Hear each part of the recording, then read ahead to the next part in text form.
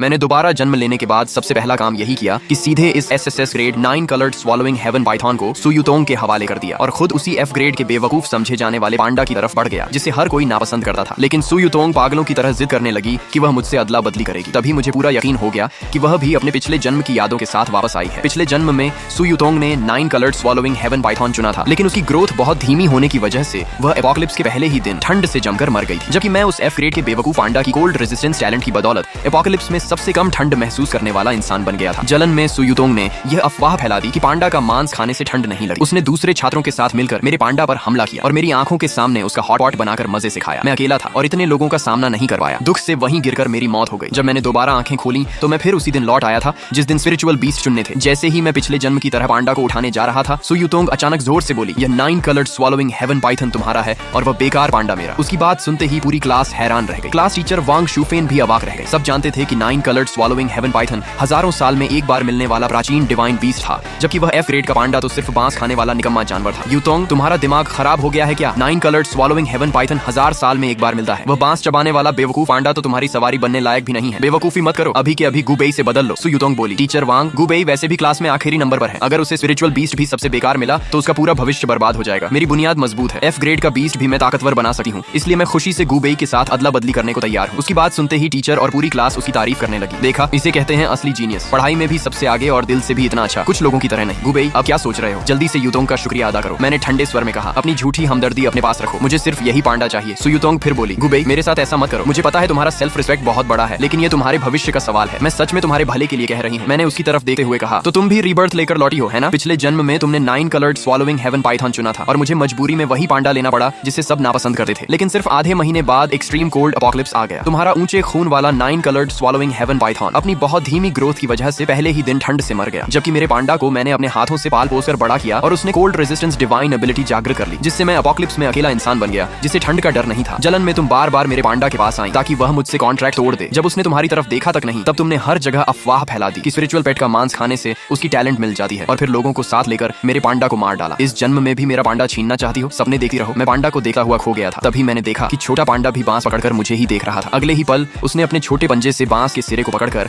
हवा में हल्का सा एक गोल घेरा बनाया। उसकी हरकत इतनी तेज और हल्की थी जैसे वह बस खेल रहा हो। सुयुतोंग ने इस पर बिल्कुल ध्यान नहीं दिया, लेकिन मेरा दिल जोर से धड़क उठा और मेरी आंखें तुरंत लाल हो गईं, क्योंकि यह वही सीक्रेट सिग्नल था जो हमने पिछले जन्म में तय किया था और यही वह इशारा था जो वह हर बार खतरे में मुझसे कहता था, भैया डरना मत, मैं हूं ना। शाओबाओ, मुझे यकीन नहीं हो रहा कि तुम भी मेरे साथ वापस आ गए। मैंने अपनी नजरें उससे हटाई